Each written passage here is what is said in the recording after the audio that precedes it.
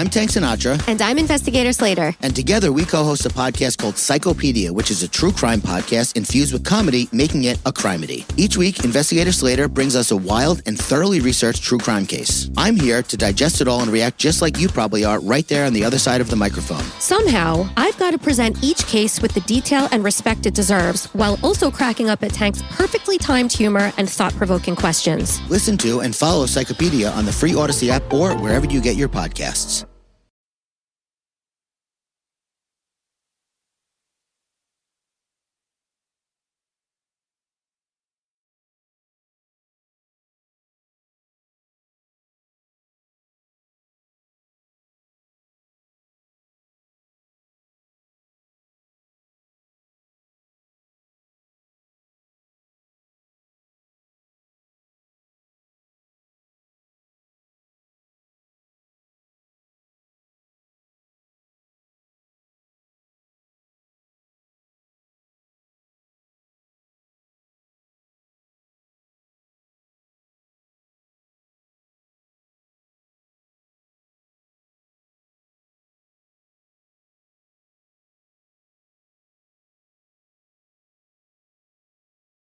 Jesse Newell from the Kansas City Star.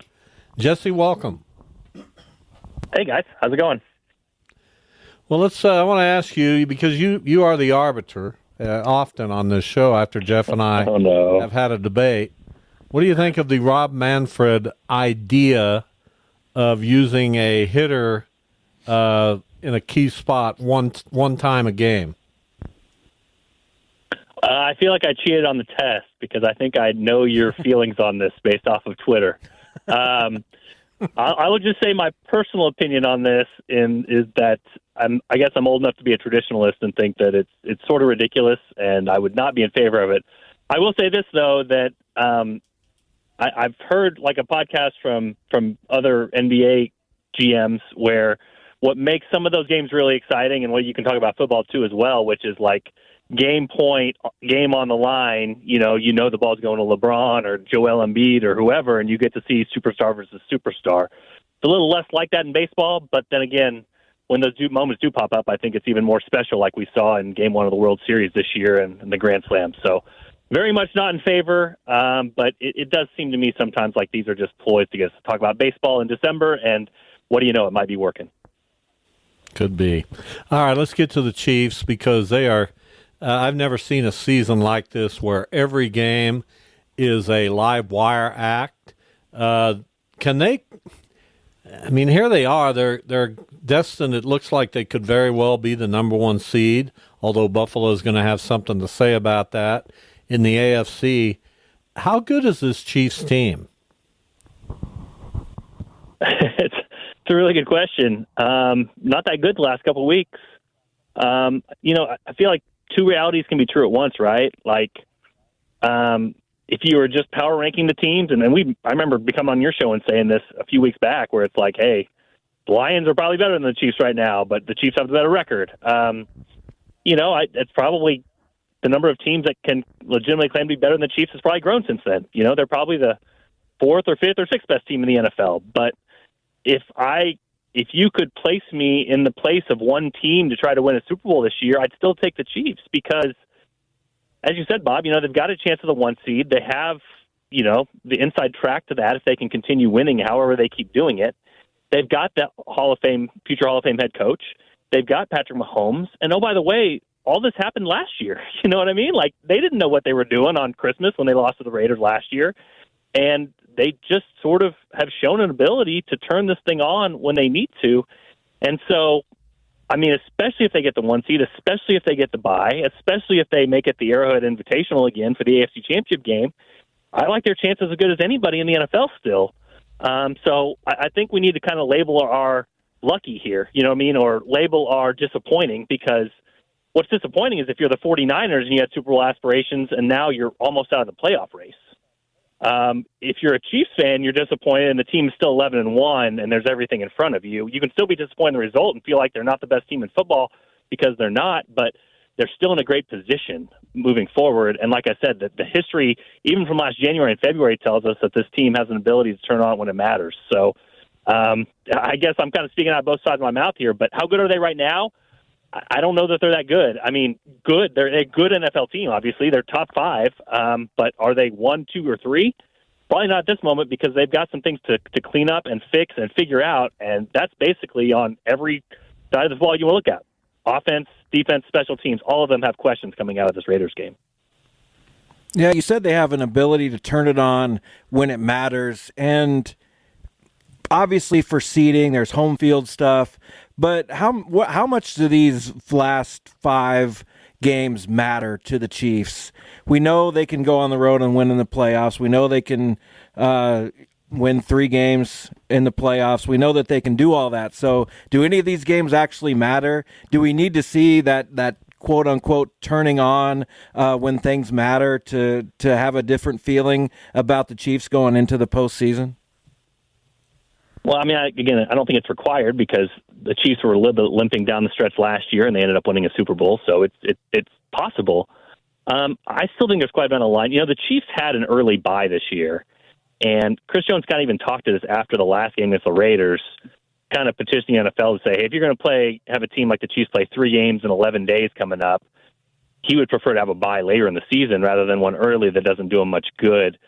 I think you saw last year when the Chiefs were able to sit some players for that Chargers game, it kind of rejuvenated them for the playoffs, especially a guy you're looking at like Travis Kelce, who did not have his legs under him in the final few weeks of the regular season, and then all of a sudden the playoffs was running as fast as he's ever run in his career. I do think the bye week for this Chiefs team would be a huge deal. And it gives you another game you don't have to play. You know what I mean? Like, right now, would you feel like super duper confident in the Chiefs playing the Broncos at home in an opening round playoff game, 2 versus 7? I mean, I don't think you should, right? Like, the Broncos were a non-block kick away from being the Chiefs Arrowhead a couple weeks ago, you know? So I think these games do matter. As far as the turn-on, turn-off thing, I don't think that the Chiefs are necessarily coasting or believing that they just have, you know, this magic elixir. And I know Patrick Mahomes, for one, was really frustrated after the game with how the team performed. They set a high standard for themselves.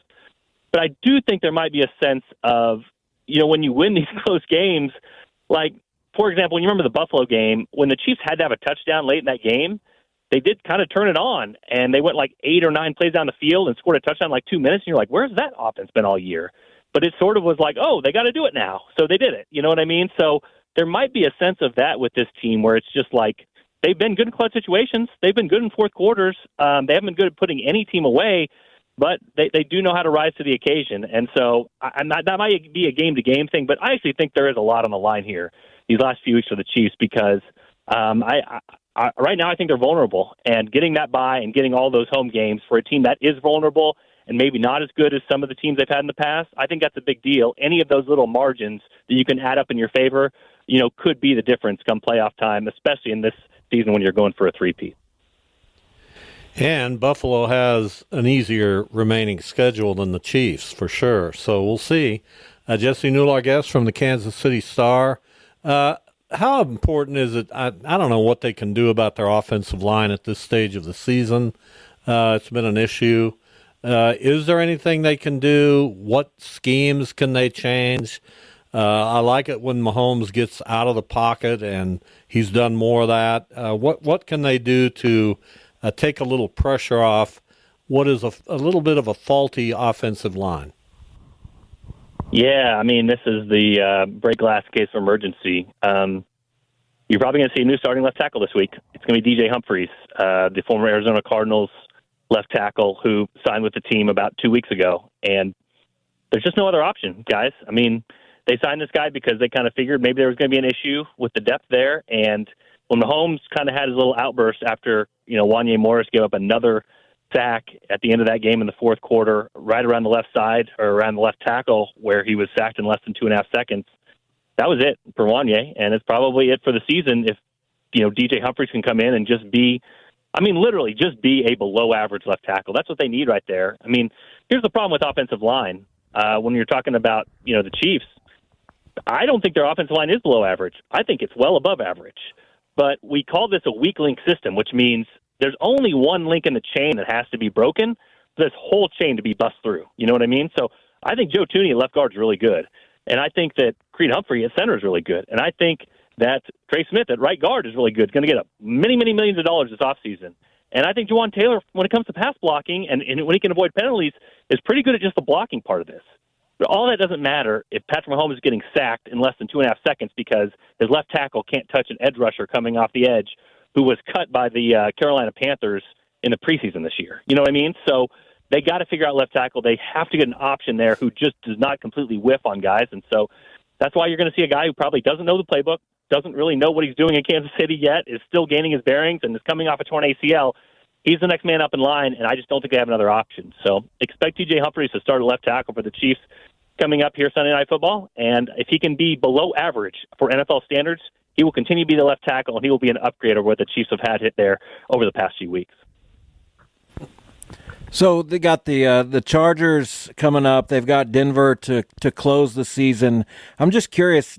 How interesting do you think the division is now, especially with the new elements that those teams have? A rookie quarterback in Denver, Sean Payton, second-year coach, obviously Jim Harbaugh in Los Angeles. How interesting is that? How much of a different and new kind of challenge do those teams present to the Chiefs, and is that something that could revitalize them in a way? Yeah, I mean, I think this shows you what great coaching can do, right? Like the Broncos bought themselves out of one of the worst contracts in NFL history, or so they thought, with Russell Wilson, and they're still competitive this year. You know, like they are operating with one arm behind their back because they knew they had to get out of that deal, and they did, and they're still good. You know what I mean? That also makes this game kind of, you know, I don't want to put too much on this game for the Chiefs, but like those teams aren't looming too far back in the division. If the Chiefs win this game, they win the AFC West, and you can lock that up. You've already locked up your playoff spot, but you can lock up the AFC West. You don't have to worry about it. Bob, as you said, you know, they've got a schedule coming up here that gets difficult because they got, you know, the Raiders and the Panthers out of the way, even though you thought those were going to be two really easy teams. But it does kind of get a little bit tougher as the time goes on here. So if they can win this game, again, however they do it, 1 point, 2 points, 3 points, pick your poison, because that's how the Chiefs win every single game. That would be a big deal just to go ahead and lock up that division. But to your point, I mean, this is what really good coaches do. I mean, you know, John Harbaugh walks in, and Jim Harbaugh walks in, and the Chargers immediately go from a team that seemed like they're always cursed to a team that is always winning these close games, and just have a functional leader in charge and people who want to play for him. And all of a sudden that filters down, and it's really good. And Sean Payton, future Hall of Fame coach, I would assume, comes in and, again, operating with very tough salary cap restrictions. They're winning games. And so the Raiders are a mess, and that is helpful for the Chiefs to be able to move forward. But the AFC West is going to be competitive the next few years, and I think the Chiefs probably, you know, would do well for themselves to go ahead and lock this thing up this week and not have this thing be looming over their heads here coming up when the schedule toughens up here over the last few weeks. Final question for Jesse Newell from the Kansas City Star. We saw the return of Isaiah Pacheco. He was not the Isaiah Pacheco we think he will be. When will he be that? How much rust did he need to get off? And when can the Chiefs and their fan base expect Pacheco to kind of become that number one running back we all know he is? Yeah, I think you'll see it this week. I know the Chargers have a tough defense, and they were sort of trying to ease him back in. And listen, part of this is strategic for the Chiefs because they do have a playoff spot locked up, and you want him to be fresh at the right point in the season. But we saw it in the year. Pacheco, they were throwing the ball to him. And, you know, I would ask you guys, I've asked this of our guys at the Star sports staff too, who is the best yards after catch option for the Chiefs right now? Like, you throw him the ball and you feel good about him gaining some yards after the catch.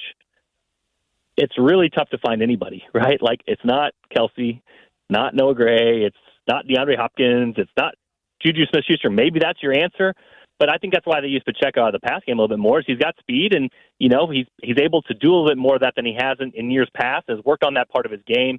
And then the run game, you know, the Chiefs had it non-existent last week. Andy Reid said that the Raiders brought an extra man, so it kind of forced them to pass the ball more.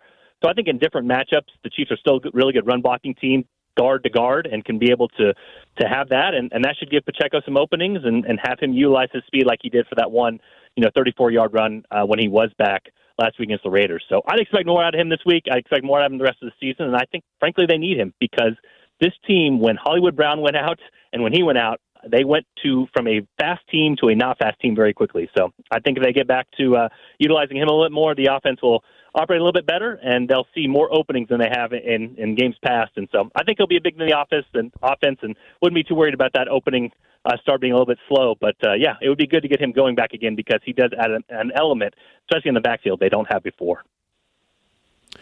All right, the Chiefs at home Sunday night to face the Chargers. Jesse Newell has been our guest. Thank you, Jesse. All right, appreciate it, guys.